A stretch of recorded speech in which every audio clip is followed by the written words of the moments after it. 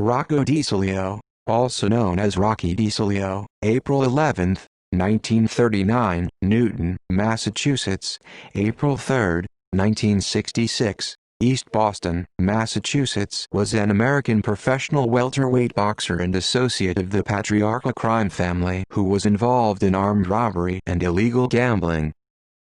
Boxing career. Little is known about his personal life except that he was born in Newton. His professional boxing record does not even contain a birth date for him. There are also discrepancies in the spelling of his last name. Both DiSiglio and DiSiglio have been used by sources. As a professional boxer, he used the DiSiglio spelling. The correct spelling is DiSiglio. He also used the name Rocky, a derivative of his given name Rocco. As an amateur boxer before he became professional, he trained with future professional boxers Anthony Varenis, Joseph Barbosa, Tommy Sullivan, George W. Holden, Amrico Sacramone, Edward G. Connors and Joe DiNucci. He weighed between 141 and 148 pounds. He was also a criminal associate of mafioso boxer Joseph Barbosa, who would later lead Boston police to the site of his corpse. Rocco fought his first professional fight on June 10, 1960, against Walter Giles at the Boston Garden in Boston, Massachusetts. His second match on July 19, 1960, he was matched up against Eddie Grenke at Veterans Memorial Stadium in Quincy, Massachusetts. During his professional boxing career, he weighed in between 144.1 and 145 pounds. This match was Eddie Grenke's professional boxing debut. On October 31, 1961, he knocked out competitor Donald Mendez in Revere, Massachusetts, in 150 and won the match. His last winning match was on February 2, 1962, when he knocked out Gene Garrison.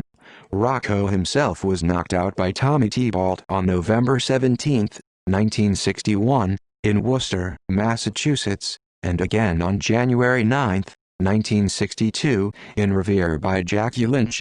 His last professional boxing match was against Jesse Emmons on February 17, 1964, which he lost. His overall professional boxing record was 3 wins, 4 losses and 1 withdrawn match in a total of 27 matches fought. It is rumored by Howie Carr and former mobster Vincent Teresa that Rocco supplemented his petty boxer's income by being a prize fighter for members of the patriarchal crime family who had interests in illegal betting and professional sports. In 1964 he gave up his dreams of being a professional boxer entirely and became active in the patriarchal crime family. He was married to an Italian-American housewife and drove a burgundy 1962 Ford Thunderbird on a desolate street at night in his home city of Newton. He left behind a wife and no children. Criminal career. In 1966, Stephen Fleming, acting as an informant, told FBI agent H. Paul Rico that Rocco was robbing illegal card and dice games. There had been 2 dice games and 3 high-stakes card games that were held up by DiSiglio within 3 weeks.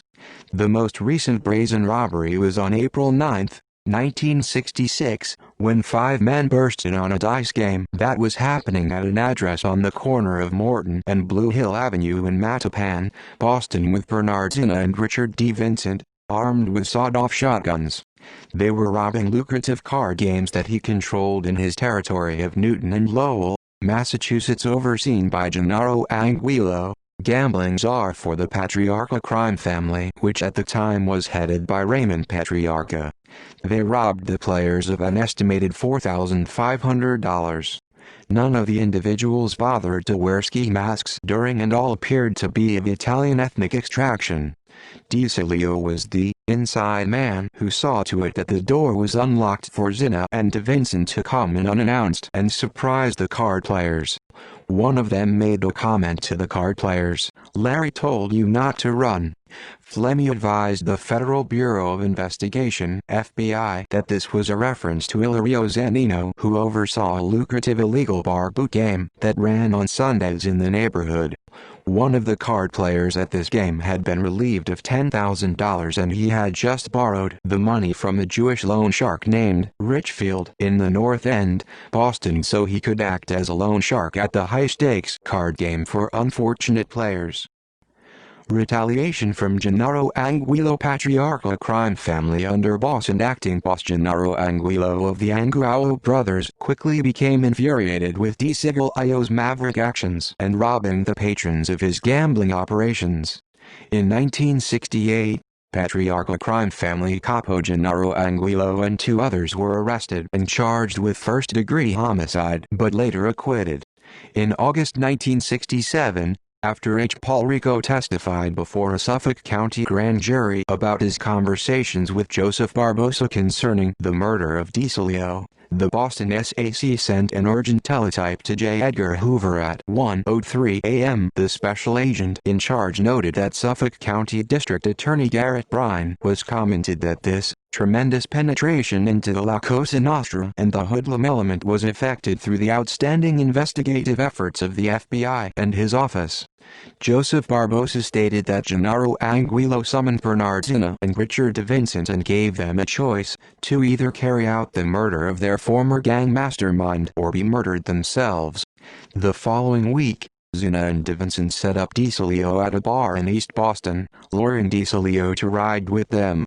They drove over to a dark street and Mario exited the Thunderbird under the guise of picking up a stolen car for a robbery they had planned.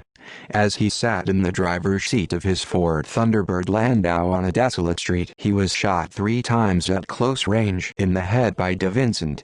They drove the car out to Danvers, Massachusetts, and left it in the woods. Shortly after his murder, Joseph Barbosa became a stool pigeon and he identified DiSiglio's triggermen as police officers in the Boston Police Department, including the murderers of Edward Deegan. One bullet tore off part of DiSiglio's face, another went through his head and out an eye socket. The murderers drove to Topsfield, Massachusetts, and dumped the body in the Ipswich River Wildlife Sanctuary. Barbosa told the jury that he knew this because the accused triggermen Zina and Richard, Vinny the Pig, DeVincent told him so after the slaying. DeVincent bragged about it. Barbosa even went to see Gennaro Anguillo at his office. I told him that Benny Zina and Vinny DeVincent told me that he gave the order to whack out Rocky DiSiglio or he would whack them out. The reason I wanted to know this was that DiSiglio was a friend of mine and to find out if he had done anything wrong on his part to be killed. I told Anguillo they were running at the mouth. That they came down and told me everything. Anguillo said that he would talk to Zina and that he didn't trust the pig. Joseph Barbosa later revealed the location of where they had dumped DiSiglio's corpse to the police. They found him in the backseat of his Thunderbird in the woods abandoned outside of Danvers, Massachusetts. Soon after, the charges against Bernard Zina for his involvement in the murder of DiSiglio were dropped. He was executed gangland style by being shot twice in the back of his head as he sat in his own car by unknown gunmen. Homicide investigators were never able to charge anyone with the homicide, except Gennaro Anguillo most likely ordered his death for his mother, who he allowed to give an interview to television reporter John Henning during the trial. DeVincent was murdered by unknown members of the Patriarchal crime family in Medford, Massachusetts, on April 3, 1996. References: The Underboss, The Rise and Fall of a Mafia Family by Gerard O'Neill and Dick Lair.